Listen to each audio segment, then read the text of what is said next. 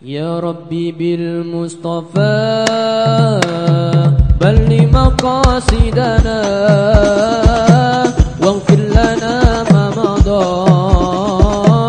يا واسع الكرم والحبيب الذي ترجى شفاعته لكل هول من الأهوال متحمل. بسم الله الرحمن الرحيم. الحمد لله رب العالمين. اللهم صل وسلم وبارك وتكرم وتحنن على النبي محمد ما اتصلت عين بنظر وأذن بخبر. أما بعد. Yang dikasihi guru kita Al-Fadhil Mukarram Ustaz Tengku Muhammad Fauzi, matta'anallahu bituli hayati bil afiyah wal barakah, amin. Yang dikasihi para asatiz Ustaz Badrus Salam, Ustaz Ghaus Khan, Ustaz Harun Al-Rashid, Habaib Al-Alawiyin, Al-Hasaniyin Wal-Husainiyin, para asatiz juga yang kami kasihi para Imam Masjid Al-Khair, Ustaz Fakhruddin, jawatan kuasa muslimin muslimah umat baginda Rasulullah sallallahu alaihi wasallam, sambutlah salam yang diajarkan oleh kekasih kita. Moga-moga kita saling cinta. Dengan berkat kita suka mendoakan orang sejahtera. Dengan berkat kita suka kalau orang masuk ke syurga Allah yang sejahtera. Dengan berkat kita suka kalau hati orang damai, aman, sejahtera. Tahiyatul Islam, tahiyatan mubarakatan, ala wahya assalamu alaikum warahmatullahi wabarakatuh. Waalaikumsalam warahmatullahi. Alhamdulillah, segala puji dan syukur kehadirat Allah Subhanahu wa taala. Tuan-tuan, tadi bila Al-Fadhil Ustaz menyebut setiap masa kita perlu meraihkan dan merayakan dalam hati kita kegembiraan atas wujudnya baginda Nabi sallallahu alaihi wasallam, teringat yang pada satu ayat di dalam surah Ar-Rum. Allah Subhanahu wa taala berfirman, a'udzubillahi minasyaitonir rajim, ghulibatir Rum. Orang Rom itu akan kalah. Kemudian mereka di tempat yang paling rendah fi adnal ard, selepas kekalahan mereka dia akan menang. Bila orang Islam mendengar ayat ini, tuan-tuan, bahawa orang Rom yang beragama Nasara akan menang bertentangan dengan orang Parsi, orang Islam hatinya merasa gembira, hatinya merasa ceria. Kerana apa? Kerana orang Nasara itu dekat dengan orang Islam. Kerana orang Nasara di antara agama-agama Samawiyah. Mari sama-sama kita tanyakan kepada diri kita, tuan-tuan rahimakumullah. Kalaulah para sahabat merasa gembira dengan kemenangan orang Nasara, bagaimana kita pula merasa gembira dengan kehadiran, dengan wujudnya, dengan terlahirnya, dengan diutusnya baginda Rasulullah sallallahu alaihi wasallam? Tidakkah kita merasa gembira? Tidakkah patut kita merasa gembira setiap masa, tidak berkena Rabiul Awal ataupun bila sahaja? Bayangkan orang Nasara itu menang, orang Islam gembira, para sahabat Nabi. Bagaimana pula kalau Allah berikan kepada kita Rasulullah sallallahu alaihi wasallam? Ibu-ibu yang saya perhatikan di belakang, subhanallah, di Stadium Gombak ini kita melihat ramai orang. Ada yang berkipas, ada yang begitu terasap, ada yang begitu sempit. Namun satu perkara yang tidak ada tolok bandingnya, kehadiran kita dengan keadaan demikian adalah semata-mata kerana cinta kita kepada Rasulullah sallallahu alaihi wasallam. Dan bila saya melihat dari pandangan sini, tuan-tuan, betapa tuan-tuan, ibu-ibu mungkin terasa panas. Satu perkara yang berada di benak kita bersama, yang perlu sama-sama kita beriman padanya sebagai umat Islam, bahawasanya kehadiran dan wujudnya Yaumul Mahsyar, padang mahsyar, yang mana keadaan matahari itu sejengkal. Dalam riwayat-riwayat hadis baginda Rasulullah sallallahu alaihi wasallam, dalam keadaan masyarakat dan umat manusia seluruhnya di dalam keadaan matahari sejengkal. Ada di antara mereka yang ditenggelami peluh, ada yang peluhnya ke paras kaki, ada yang peluhnya ke paras lutut, ada yang peluhnya sampai ke mulut. Dia ditenggelami sendiri oleh peluhnya dalam keadaan yaumul mahsyar. Sehingga kan Sayyidatina Aisyah bertanya, "Ya Rasulullah, mereka semua tidak berpakaian di yaumul mahsyar, bukankah mereka merasa malu dengan melihat aurat masing-masing?" Kata baginda Nabi SAW, tidak ada malunya lagi pada saat ketika itu kerana kedahsyatan yaumul mahsyar. Bayangkan tuan-tuan rahimakumullah, dengan kedahsyatan demikian, penantian satu penyiksaan. Kita mungkin menanti di kastam lambat, kita mungkin menanti beratur yang lambat, kita mungkin menanti waktu sebentar ini yang lambat. Bagaimana kalau setiap umat manusia dihisab di hari kiamat daripada min laduni sayyidina Adam ila yaumil qiyamah?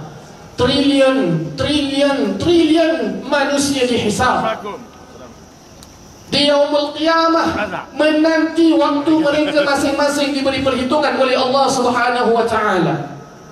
Namun marilah sama-sama tuan-tuan rahimakumullah, kita rasa bersyukur menjadi umat baginda Muhammad sallallahu alaihi wa alihi wa sahbihi wasallam.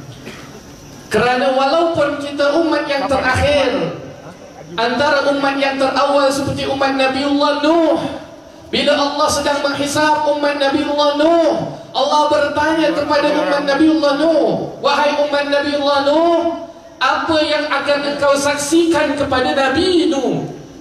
Apa yang engkau saksikan atas nabimu, Nabi Nuh?"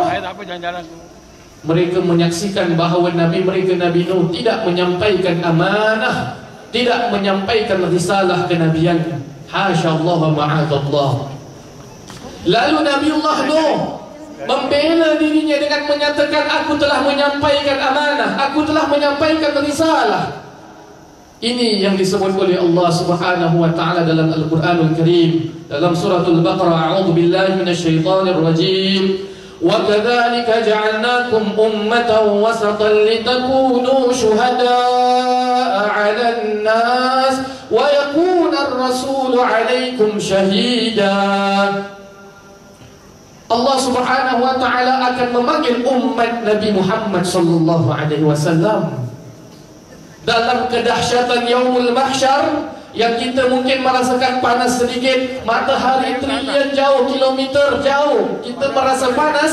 Bagaimana kalau matahari sejengkal? Dalam keadaan kita menanti, kerana kita menjadi umat Muhammad sallallahu alaihi wasallam, kita menjadi saksi kepada umat Nabiullah Nuh. Ditanya kepada umat Muhammad, "Wahai umat Muhammad, apa yang engkau akan saksikan kepada Nabiullah Nuh?" Kata umat Muhammad sallallahu alaihi wasallam, dia seorang nabi yang telah menyampaikan amanah dan risalahnya. Orang keliru pada sekian itu. Bagaimana umat yang terakhir zaman boleh menjadi saksi kepada umat yang awal? Bagaimana umat yang akhir zaman yang long queue jauh lagi berjuta-juta manusia boleh dilonjakkan ke hadapan untuk menjadi saksi? Tidak ada sebab lain melainkan kerana menjadi umat Nabi Muhammad sallallahu alaihi wasallam. Dan ini di antara yang kita sebutkan syafaat Nabi Muhammad sallallahu alaihi wasallam. Kita tidak sedar dalam kehidupan kita seharian, sibuk dengan persekolahan, dengan alam kerja, dengan segala-galanya. Kita tidak sedar bahawa nanti kita akan beratur panjang di yaumul mahsyar. Dan dalam keadaan kita beratur panjang di yaumul mahsyar atas sebab syafaat Nabi SAW, kita didahulukan menjadi umat yang awal dihisab. Allahumma salli wa sallim wa barik alaihi wa ala alihi. Dan di antara syafaat Nabi kita SAW, ma'asyiral muslimin, Nabi kita SAW bayangkan, harisun alaikum bil mu'minina raufur rahim, sangat prihatin, sangat berat ke atasnya sesuatu mengenai umatnya. Sehingga kan dalam riwayat Nabi itu solat sampai kakinya bengkak. Ditanya Sayyidatina Aisyah, mengapa bengkak? Kalau kakinya bengkak, ini bukan solat yang pendek, bukan solat yang ringkas, tapi solat yang banyak, solat yang lama, rakaat yang banyak. Apakah yang kita menyangka Rasulullah SAW solat lama itu semata-mata kerana bersyukur? Afala akuna abdan syakura, Nabi hendak menjadi hamba Allah yang bersyukur. Tapi dalam riwayat dan para ulama menafsirkan juga, Nabi SAW salat panjang, sebahagian daripada salatnya Nabi mendoakan umatnya. Nabi mendoakan satu ayat diulang-ulang sehingga pagi hari. Dan ini juga di antara syafaat yang ingin kita sebutkan. Selain dari syafaat mendapatkan keringanan pada yaumul mahsyar, di antara syafaat Nabi SAW adalah mengeluarkan ahli neraka daripada umatnya ke syurga Allah. Allahumma salli wa sallim wa barik alaih. Kita buat perhitungan tuan-tuan, 24 jam satu hari. Kita tengok berapa yang kita sembahyang, berapa yang kita zakat, berapa yang kita baik sangka, berapa yang buruk sangka, berapa yang kita mengata, berapa yang kita Facebook, berapa yang kita tak baik akhlak. Segala-galanya tidak ada terlepas dari pengawasan Allah. Kalau kita perhitungkan mungkin sahaja tuan-tuan, bagaimana kita nak mendapat syurga Allah. Akan tetapi ini yang dinamakan atas syafaat baginda Rasulullah SAW. Orang yang sudah masuk ke neraka pun Nabi SAW dengan penuh rahmat dan kasih sayang mohon pada Allah untuk dikeluarkan dari neraka dan masuk ke syurga Allah. Itu cintanya Rasulullah SAW pada kita. Mohon maaf tuan-tuan, ibu-ibu, cuba bayangkan kalau hari ini anaknya hilang dalam stadium ini. Anaknya tidak ada kelihatan, bagaimana cemas diri kita. Di yaumul mahsyar tidak ada orang yang cemas, semuanya diriku. Hatta para anbiya tidak ada yang mencemaskan kaum dan umatnya, tidak. Kaum dan umatnya pergi kepada nabinya, tolong mohon pada Allah akan diri kami, tolong mohon pada Allah bagaimana nasib diri kami. Setiap para nabi, jangankan awliya, jangankan syuhada, jangankan salihin, jangankan ayah dan ibu, para anbiya pada ketika itu masih lagi mengatakan bagaimana diriku, nafsi, nafsi, nafsi, nafsi. Hanya seorang tuan-tuan dalam sekalian makhluk Allah Subhanahu wa ta'ala, hanya seorang. Bukan kerana beliau tidak merasa malu pada Allah, beliaulah orang yang paling merasa malu pada Allah. Bukan kerana beliau tidak ada rasa takut dan takwa pada Allah, beliau yang paling takut dan takwa pada Allah. Tetapi kerana kecintaannya kepada kita melebihi dari segala-galanya, maka dia mohon pada Allah, ana laha, biarkan aku ya Allah, aku yang akan mohonkan syafaat buat mereka ya Allah. Itulah dia baginda kita Rasulullah SAW. Di antara syafaat Nabi juga SAW adalah Nabi boleh memberikan syafaat bagi orang yang masuk ke syurga yang rendah, naik ke atas ke syurga Firdaus, naik ke syurga bersama para anbiya, naik ke syurga bersama para syuhada, naik ke syurga di mana Allah memberikan nikmat melihat dan Allah ladzatan nazari li wajhihil karim. Ini di antara syafaat baginda kita Rasulullah SAW. Tuan-tuan yang saya hormati, marilah kita sebagai umat menjadi umat yang tahu mengenang jasa.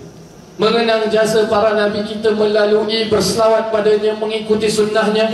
Dan tidak lupa satu aspek, para anbiya bukan hanya mewariskan ilmu, bukan hanya mewariskan akidah. Iblis itu akidahnya betul, tetapi masih ada rasa kibir, kebesaran dalam hatinya. Aku dicipta dari api, dia dicipta tanah. Para anbiya mewariskan akhlak yang mulia. Cuba kita lihat Nabiullah Yusuf tampan, ketampanannya sampai anak darah potong sampai terpotong tangannya. Nabi juga tampan. Sahabat-sahabat melihat Rasulullah SAW dan melihat bulan purnama, melihat cahaya yang keluar dari muka Rasulullah lebih terang daripada bulan purnama. Ketampanan Nabi tidak memudaratkan tangan sehingga terpotong. Tampan lebih Rasulullah SAW. Nabi SAW kuat. Nabi bila berkusti dengan orang semua jatuh. Nabi bila mengangkat pedangnya, orang tak boleh angkat pedang Rasulullah SAW. Jadi beliau disakiti itu bukan kerana beliau lemah, tapi rahmahnya kepada umatnya. Nabi Musa juga kuat. Sekali penumbuk Nabi Musa mati orang Fir'aun. Nabi Daud alaihissalam suaranya merdu, baginda Rasulullah suaranya merdu, sehingga bila Nabi SAW membaca Al-Quran, para sahabat suka mendengar Nabi SAW membaca Al-Quran.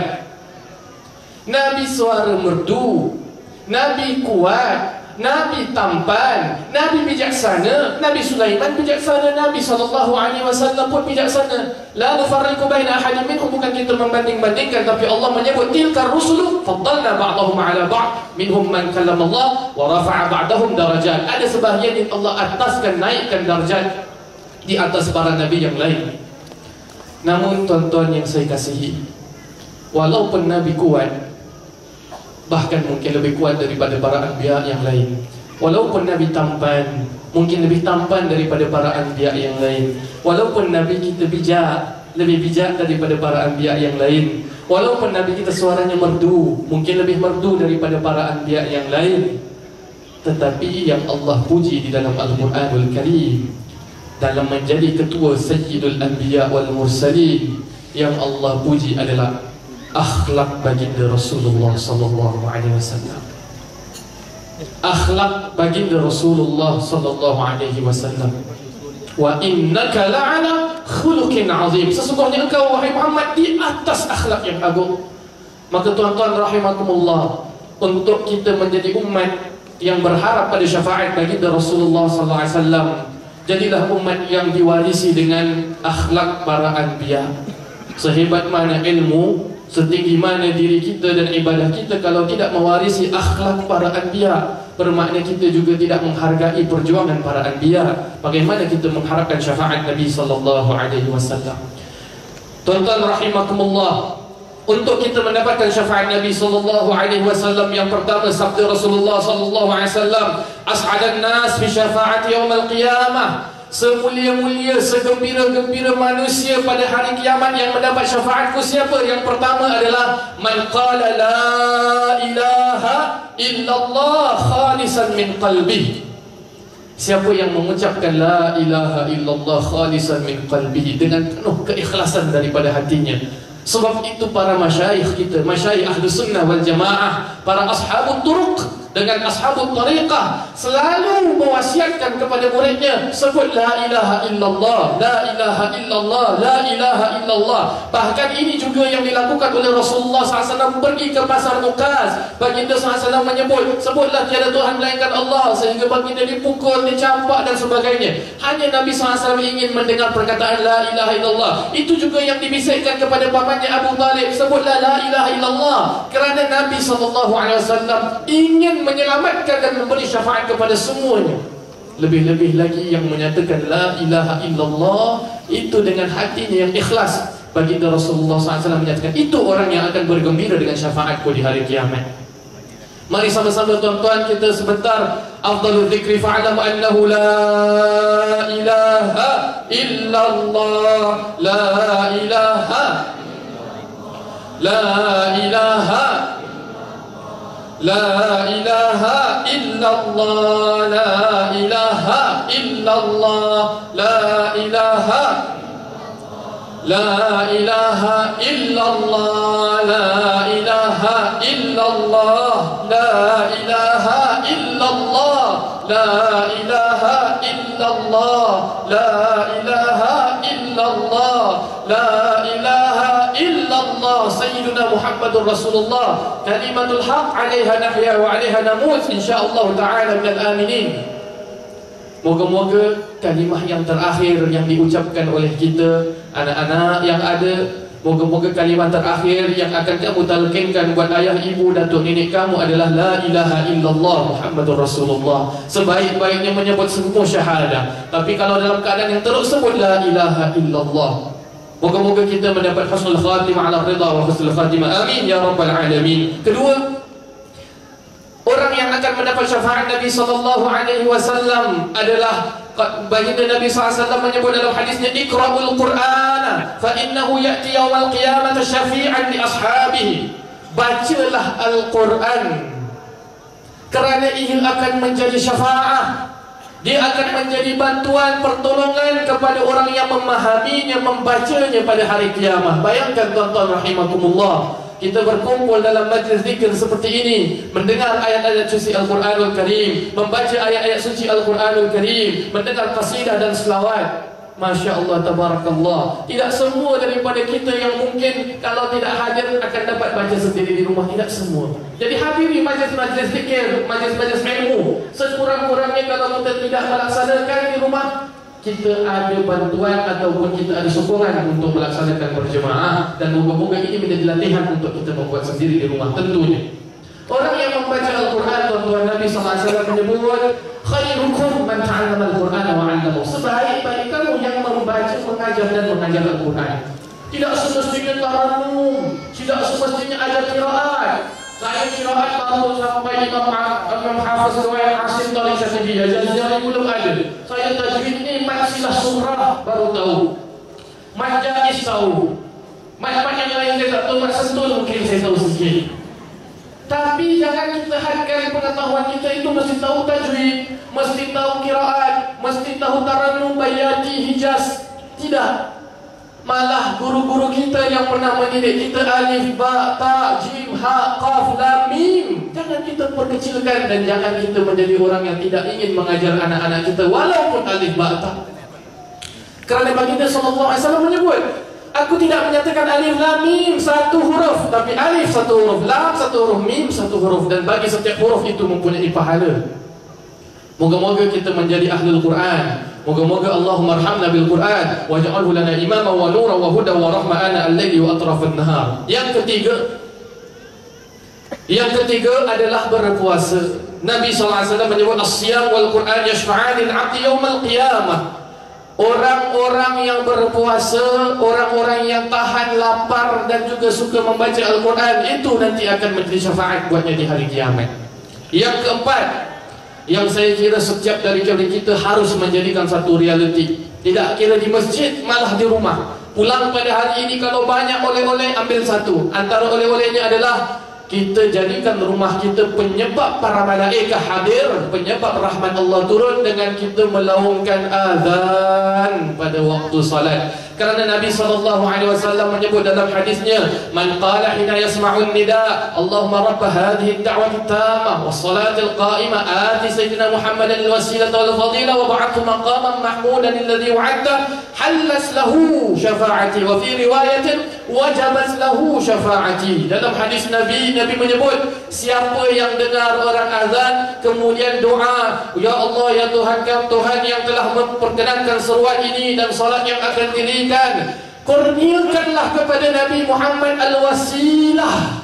Siapa yang mendoakan kepada Nabi SAW seperti ini, maka halal baginya syafaatku. Dalam riwayat yang lain, maka wajib baginya syafaatku. Maka marilah sama-sama tuan-tuan kita di rumah kita azan.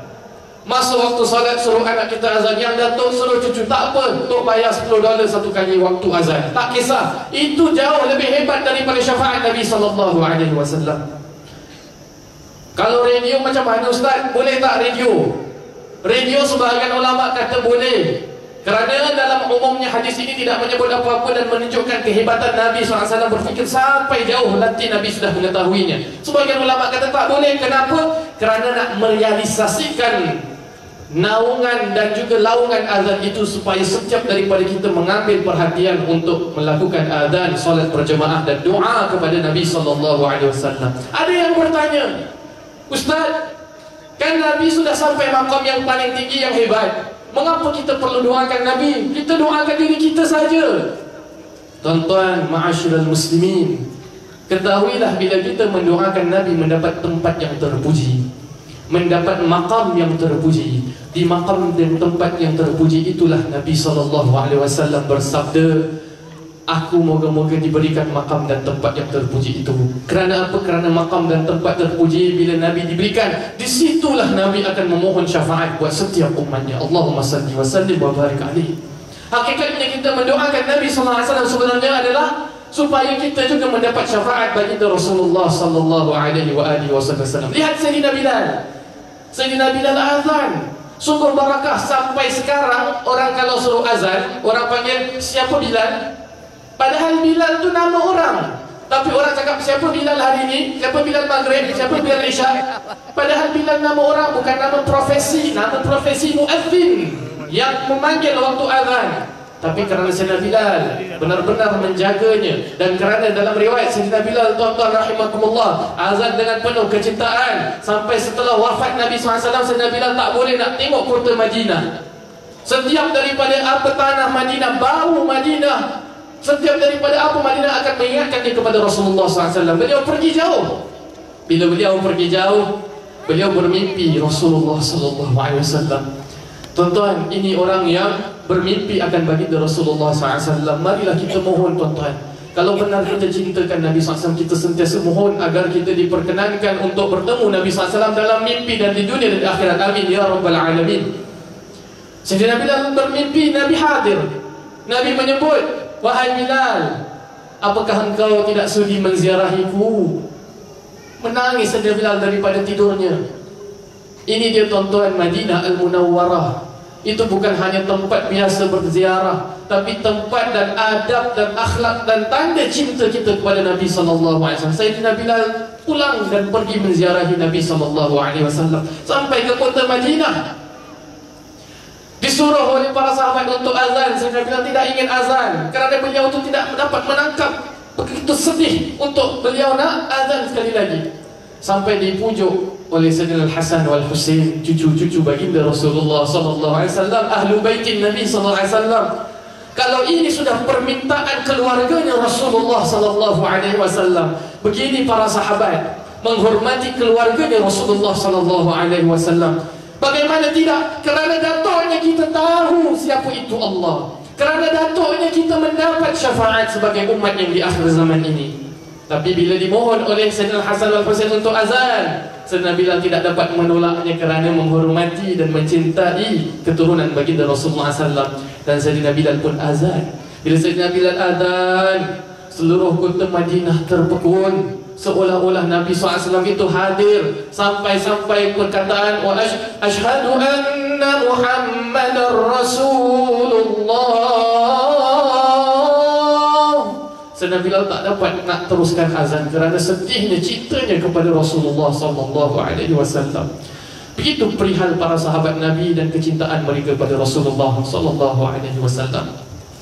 Maka tuan-tuan rahimakumullah, marilah kita jadikan rumah kita penyebab mendapat rahmat Allah dan syafaat Nabi SAW dengan kita melaungkan azan dan kita berdoa selepas waktu azan. Perkara yang kelima, untuk mendapat syafaat Nabi SAW adalah apabila seseorang itu tinggal dan meninggal di kota Madinah Al-Munawwarah. Bayangkan tuan-tuan rahimakumullah, Al-Imam Malik, Imam Darul Hijrah, Imam Ahlus Sunnati wal Jamaah, beliau tidak pernah pakai kasut selama berada di kota Madinah. Kerana apa? Bagaimana aku nak pakai kasut sedangkan di kota Madinah ini, di bawah kota Madinah ini ada jasad Rasulullah SAW. Beliau tak pakai kasut, tak naik unta, tak naik kuda. Dan beliau di antara para imam yang apabila berdoa di dalam Masjid Nabawi, beliau akan menghadap kepada makam baginda Rasulullah SAW. Tidak ada masalah, kerana menghormati baginda Rasulullah SAW walau berdoa. Dan beliau antara imam yang apabila selesai salat, dalam sunnah Nabi, imam selesai berzikir la ilaha illallah wahdahu la syarika lahu lahul mulku wa lahul hamdu wa kullu syai'in qadir, akan berpaling ke kanan. Sebahagian riwayat Nabi paling seluruhnya ke belakang supaya tidak membelakangkan para jemaah. Tapi bilakah seseorang boleh berpaling ke kiri? Bila beliau berada seperti Imam Malik di Masjid Nabawi sebagai seorang imam, selepas zikir beliau berpaling ke kiri kerana menghadap kepada Rasulullah SAW. Sekian sahaja tuan-tuan rahimakumullah. Moga-moga Allah Subhanahu wa taala menjadikan kita golongan umat yang peduli, umat yang prihatin, umat yang saling sayang menyayangi antara satu sama lain, umat yang penuh berakhlak, umat yang tahu mengenang jasa, umat yang ditingkatkan kecintaannya kepada Rasulullah SAW. Kalau kita seorang ayah, seorang ibu, bayangkan anak kita tidak hiraukan, tetapi Nabi menghiraukan kita pada hari akhirat. Bayangkan bagaimana cintanya Rasulullah pada kita. Moga-moga kita menjadi orang yang mendapat syafaat baginda Rasulullah SAW. Wabillahi taufiq. Wassalamualaikum warahmatullahi wabarakatuh.